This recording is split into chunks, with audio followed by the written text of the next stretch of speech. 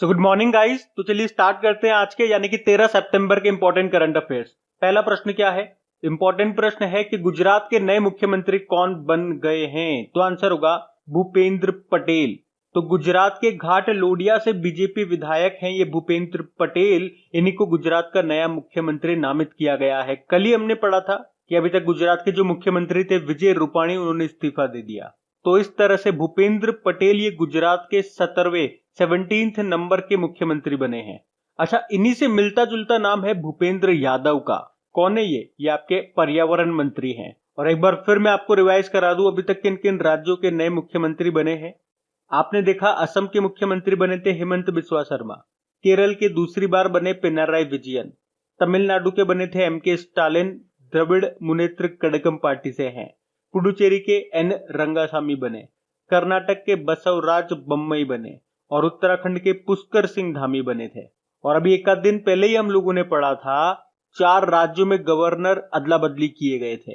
बनवारी लाल पुरोहित ये तमिलनाडु के थे, तो अब ये पंजाब के गवर्नर बन गए। आर एन रवि ये नागालैंड के गवर्नर थे, ये तमिलनाडु के गवर्नर बन गए। और जगदीश मुखी ये आसाम के गवर्नर हैं, इनको एडिशनल चार्ज दे दिया गया नागालैंड के गवर्नर का। और उत्तराखंड की बेबी रानी मौर्य ने इस्तीफा दे दिया था, तो अब उत्तराखंड के गवर्नर बन गए हैं गुरमीत सिंह। तो ये नाम भी आपको याद रखना है। बाकी गुजरात के बारे में कल हम लोग डिटेल में पढ़ चुके हैं, तो अभी हम बढ़ते हैं आगे।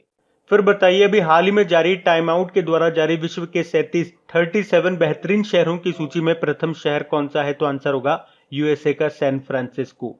तो अंतरराष्ट्रीय मीडिया संस्थान है टाइम आउट और इसने विश्व के 37 बेहतरीन शहरों की सूची जारी की है, जिसमें पहले स्थान पे यूएसए का सैन फ्रांसिस्को है, दूसरे स्थान पे नीदरलैंड की कैपिटल एम्स्टर्डम है। और इन 37 बेहतरीन शहरों में भारत का एक भी शहर नहीं है। बाकी देखो कुछ और इंपॉर्टेंट इंडेक्सेस में आपको रिवाइज करवाता हूं।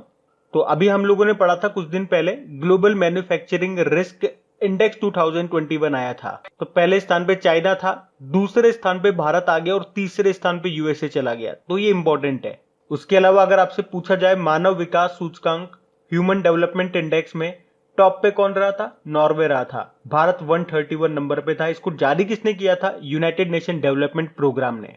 Ease of doing business World Bank ने जारी किया था। टॉप पे था न्यूजीलैंड, भारत 63 पे है। और अगर ग्लोबल इनोवेशन इंडेक्स के बारे में पूछे, टॉप पे स्विट्जरलैंड था और भारत 48 नंबर पे था। अगर ग्लोबल जेंडर गैप इंडेक्स पूछे, टॉप पे आइसलैंड रहा था, भारत 140 नंबर पे रहा था। वर्ल्ड हैप्पीनेस इंडेक्स पूछा जाए, टॉप पे फिनलैंड था, भारत 139 नंबर पे था। ग्लोबल हंगर इंडेक्स पूछे तो इसमें भारत 94 नंबर पे था। अच्छा, एक बार एग्जाम में पूछा गया था कि वर्ल्ड इकोनॉमिक आउटलुक रिपोर्ट कौन जारी करता है? इंटरनेशनल मॉनेटरी फंड जारी करता है। तो ये भी ध्यान रखना। बढ़ते हैं आगे। फिर बताइए, अभी हाल ही में किसने स्पेन में सर्वश्रेष्ठ संगीत निर्देशक का पुरस्कार जीता है? तो आंसर होगा देबुज्योति मिश्रा। तो संगीतकार हैं ये देबुज्योति मिश्रा और इन्होंने फिल्म निर्माता हरि विश्वनाथ की फिल्म बांसुरी द फ्लूट में अपने काम के लिए स्पेन में आयोजित 20वें इमेजिन इंडिया फिल्म फेस्टिवल में सर्वश्रेष्ठ संगीत निर्देशक का पुरस्कार जीता है। क्या नाम है? देबुज्योति मिश्रा। सुजाना क्लार्क का नाम याद है क्या? कल पढ़ा था इनके बारे में हम लोगों ने। ब्रिटिश लेखिका है और अपने उपन्यास पिरानेसी के लिए women's prize for fiction award जीता इन्होंने। नमिता गोखले की बात करेंगे, 7वां यामिन हजारे का पुरस्कार जीता इन्होंने। और भंवर सिंह सामोर, राजस्थानी भाषा का साहित्य अकादमी पुरस्कार मिला था इनको अपनी कृति संस्कृति री सनातन दीठ के लिए। और देखो, जब भी बात है साहित्य अकादमी पुरस्कारों की, तो वैसे तो ये कितनी भाषाओं में दिए जाते हैं? 24 भाषाओं में। सारे आपको याद रखने की जरूरत तो नहीं है क्योंकि मुश्किल भी हो जाएगा। 3 आप याद रख लो, एक तो हिंदी का, अंग्रेजी का और ये संस्कृत भाषा का। हिंदी में मिला था अनामिका को टोकरी में दिगंत थेरी गाथा के लिए। अंग्रेजी का मिला था अरुंधति सुब्रमण्यम को when God is a traveller के लिए। बढ़ते हैं आगे। फिर बताइए, अभी हाल ही में टाटा AIA लाइफ इंश्योरेंस ने किसे अपना ब्रांड एम्बेसडर बनाया? आंसर होगा नीरज चोपड़ा को। आप जानते हो टोक्यो ओलंपिक 2020 में भारत ने 7 मेडल जीते थे। 1 गोल्ड था, 2 सिल्वर थे और 4 ब्रॉन्ज मेडल थे। तो वो 1 गोल्ड नीरज चोपड़ा ने जीता था। ये हरियाणा से हैं। कौन सा खेल खेलते हैं? जेवलिन थ्रोवर हैं, भाला फेंकते हैं ये। और उसी में इन्होंने गोल्ड दिलाया था भारत को। कितनी दूर भाला फेंका था?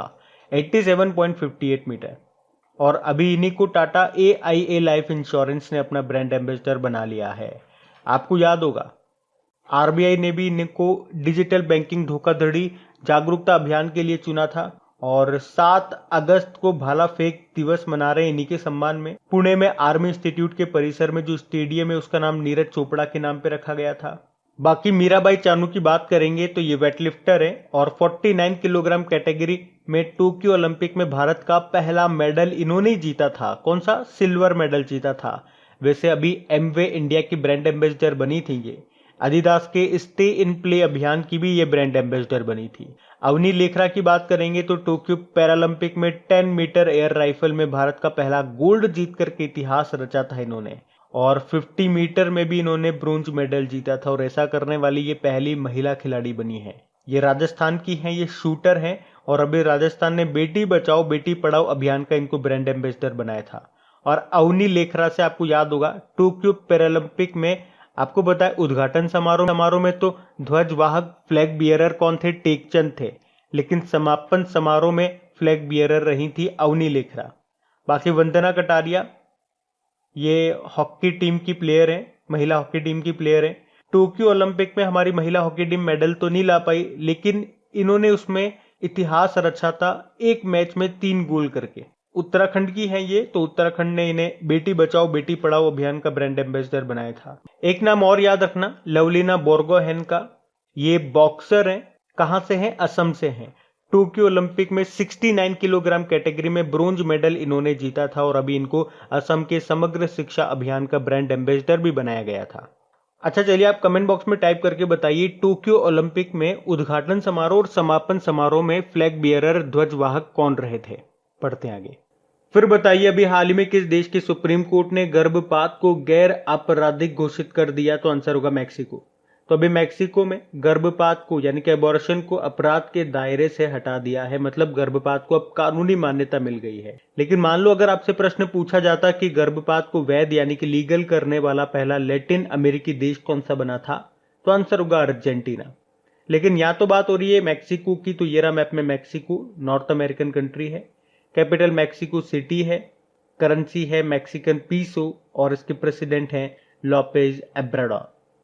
फिर बताइए अभी हाल ही में कोविड-19 के खिलाफ बच्चों का टीकाकरण करने वाला पहला देश कौन सा बना है? तो आंसर होगा क्यूबा। तो क्यूबा ने 2 से 11 साल के बच्चों को भी वैक्सीन लगाना शुरू कर दिया और ऐसा करने वाला ये पहला देश बन गया है जहां 2 साल के बच्चों को भी वैक्सीन लगनी शुरू हो गई है।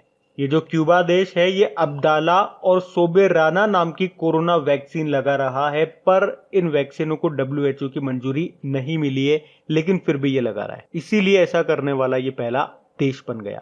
अच्छा, अगर कोरोना को लेकर के भारत में हम लोग बात करते हैं तो देखो भारत में कोविड-19 टीकाकरण कार्यक्रम शुरू कब हुआ था? 16 जनवरी 2021 से पहला टीका लगा था मनीष कुमार को और टीका उत्सव हम लोगों ने कब से कब तक मनाया था?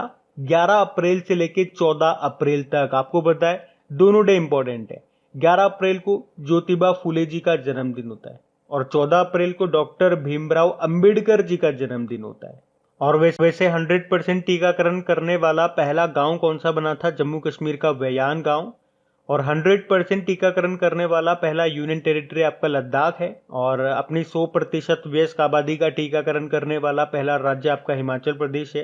पहला शहर बना था भुवनेश्वर। इसके अलावा याद रखना भारत की एक कंपनी है जिसका नाम है जाइडस कैडिला, जिसने ही दुनिया की पहली DNA वैक्सीन जिसका नाम है जाइकोव डी बनाई है। इसकी 3 डोज लगेंगी और ये 12 साल से ऊपर के बच्चों को भी दी जाएगी। अच्छा, विश्व का पहला टीका किसके लिए तैयार किया गया था और किसने तैयार किया गया था? अच्छा बताइए, विश्व का पहला टीका किसके लिए तैयार किया गया था और किसने तैयार किया था? तो चेचक के लिए तैयार हुआ था। स्मॉल पॉक्स के लिए किसने तैयार किया था? एडवर्ड जेनर ने। और रेबीज का टीका तैयार किया था लुईस पास्चर ने। और रेबीज फ्री होने वाला पहला स्टेट कौन सा बना है? गोवा बना है। अच्छा, वैसे क्यूबा की कैपिटल क्या होती है? हवाना होती है। बढ़ते आगे। फिर बताइए अभी हाल ही में नेल्को ने किस नाम से एक एप्लीकेशन को लॉन्च किया? तो आंसर होगा नमस्या। नेल्को की फुल फॉर्म होती है नेशनल एल्यूमिनियम कंपनी लिमिटेड और इसने जो एप्लीकेशन बनाई है नमस्या, उसकी फुल फॉर्म होती है Nelco micro and small enterprise yoga योग एप्लीकेशन। और हाँ, अगर आप डेली हमारा करंट अफेयर्स का लेक्चर पढ़ते होंगे तो एक प्रश्न मैं आप लोगों से पूछूंगा। यहाँ पे योग से आपको कुछ याद आ रहा होगा। इसी से मिलती जुलती एक एप्लीकेशन तैयार की है किसने? बांग्लादेश ने, फेसबुक की तर्ज पे। उस एप्लीकेशन का नाम बताइए क्या है। बाकी इस क्वेश्चन में बात करेंगे तो अभी नेल्को ने ये नमस्या नाम से एक मोबाइल एप्लीकेशन लॉन्च किया है और इस एप्लीकेशन को MSE यानी कि माइक्रो स्मॉल एंटरप्राइजेस, सूक्ष्म व छोटे उद्योगों को प्रोत्साहित करने के लिए इसका लॉन्च किया गया है। तो इस एप्लीकेशन से नाल्को के प्रशिक्षण कार्यक्रमों के बारे में भी जानकारी मिल सकेगी। नाल्को हमने कहा national aluminium company limited full form हो गई है। हेडक्वार्टर मिलेगा आपको उड़ीसा के भुवनेश्वर में और इसके CMD हैं श्रीधर पात्रा। याद रखना ये एक नवरत्न कंपनी है और भारत में अगर आपसे पूछा जाए कितनी महारत्न है, कितनी नवरत्न है और कितनी मिनी रत्न है तो बता चुका हूं मैं आपको। 10 आपको मिलेगी महारत्न कंपनी, 14 आपको नवरत्न कंपनियां मिलेगी और 74 आपको मिनी रत्न कंपनी मिलेगी। ये आनंद है ना, आनंद, ये एप्लीकेशन है, इसको अभी LIC ने लॉन्च किया था एजेंटों के लिए। प्रूफ एप्लीकेशन को जम्मू कश्मीर ने लॉन्च किया था और ये तपस नाम का जो पोर्टल है इसको social justice and empowerment ministry ने लॉन्च किया था, जिसके मंत्री कौन है? वीरेंद्र कुमार। बढ़ते हैं आगे। अच्छा, फिर बताइए, अभी हाल ही में BBC पर हिंदी में समाचार बुलेटिन पढ़ने वाली पहली महिला का निधन हो गया, उनका नाम बताइए। उनका नाम था रजनी कौल।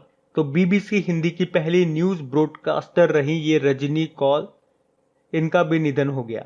वे न केवल BBC हिंदी में एक स्टाफ सदस्य के रूप में शामिल होने वाली पहली महिला थी, बल्कि 1961 में न्यूज पर हिंदी में समाचार बुलेटिन पढ़ने वाली पहली महिला भी थी, लेकिन इनका अभी निधन हो गया। बाकी देखो, अगर पद्मा सचदेव की बात करेंगे तो ये डोगरी भाषा की पहली महिला आधुनिक कवयित्री थी, निधन हो गया इनका। निर्मल कौर तो आप नाम जानते ही होंगे, भारत की महिला वॉलीबॉल टीम की ये कैप्टन रह चुकी हैं। मिल्खा सिंह की ये वाइफ थी, जिनका भी निधन हो गया। वैसे तो मिल्खा सिंह का भी निधन हो गया। अच्छा, मिल्खा सिंह की ऑटोबायोग्राफी का नाम क्या है ये आप कमेंट बॉक्स में टाइप करके बताइए। बाकी मान कौर की बात करेंगे तो सबसे उम्र दराज महिला एथलीट थी ये, 105 साल की उम्र में निधन हो गया। अब 105 साल से आपको कुछ याद आना चाहिए कि 105 साल की उम्र में साक्षरता परीक्षा पास करने वाली सबसे उम्र दराज छात्रा थी कौन? भागीरथी अम्मा, इनका भी अभी निधन हो गया। और अम्मा से आपको याद आना चाहिए गौरी अम्मा का नाम, केरल की पहली महिला राजस्व मंत्री थी ये, इनका भी अभी निधन हो गया। और अगर आपसे पूछा जाए कि भारत की पहली महिला कमेंट्रेटर कौन थी तो चंद्रा नायडू थी। और भारत की पहली महिला कार्डियोलॉजिस्ट कौन थी? S पद्मा देवी थी। तो ये नाम भी ध्यान रखना। बढ़ते आगे। अच्छा बताइए, HPCL ने किस शहर में अपना ब्रांडेड स्टोर जिसका नाम है हैप्पी शॉप इसको खोला है? तो आंसर होगा मुंबई में। तो देश की तीसरी सबसे बड़ी ईंधन खुदरा विक्रेता है HPCL, Hindustan petroleum corporation limited, और इसने मुंबई में अपना ब्रांडेड स्टोर जिसका नाम है हैप्पी शॉप उसको शुरू किया है।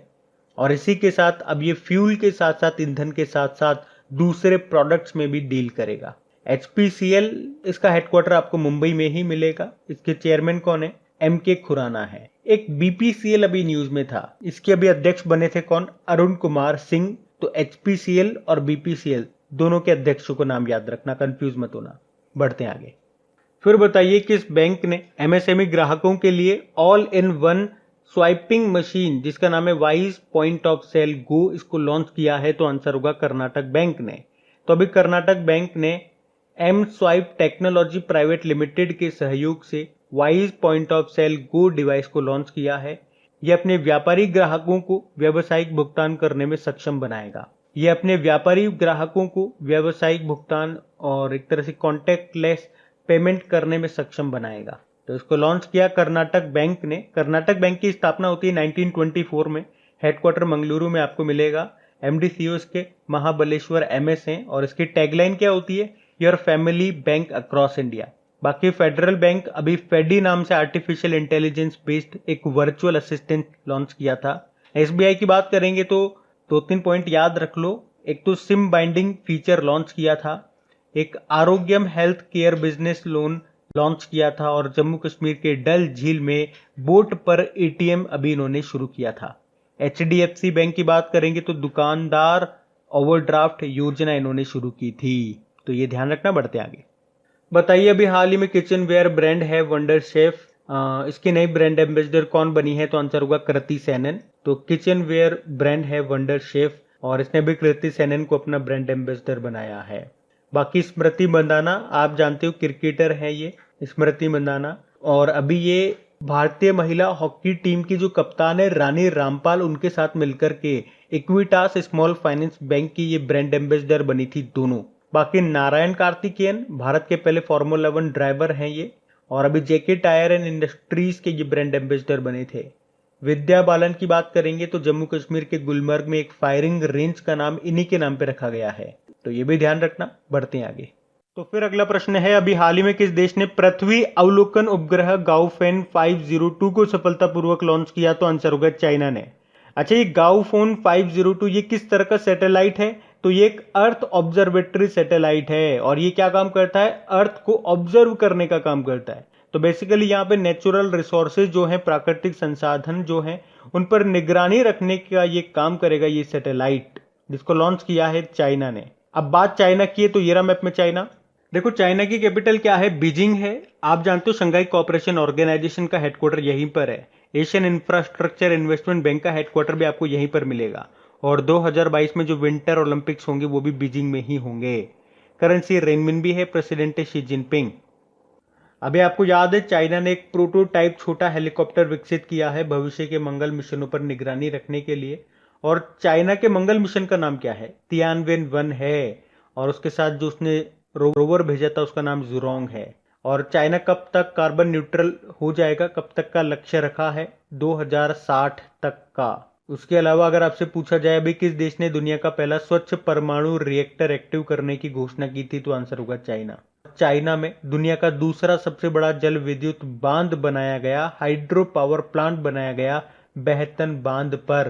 किस नदी पे है? जिनशा नदी पे है, और ये यांगसी की सहायक नदी है। यांगसी एशिया की लॉन्गेस्ट रिवर है, वर्ल्ड की तीसरी सबसे लंबी नदी है। उसके अलावा चाइना ने 3 चाइल्ड पॉलिसी को भी शुरू कर दिया है। तो अब बात करेंगे कल के वीडियो में पूछे गए प्रश्न के उत्तर की। तो गाइस, कल के वीडियो में आप लोगों से पूछा था तमिलनाडु के नए राज्यपाल किससे नियुक्त किया गया? तो अभी तक जो पुडुचेरी के थे कौन? RN रवि, वो अब तमिलनाडु के गवर्नर बन गए हैं। आप सभी ने प्रश्न का बिल्कुल सही उत्तर दिया है। और हाँ गाइस, इसी के साथ मैं आपको बता दूं, इसके अलावा डेली करंट अफेयर्स के रिवीजन के लिए मैं एक ऑडियो पर डे तैयार कर रहा हूं, तो उस ऑडियो को आप जरूर सुना करें।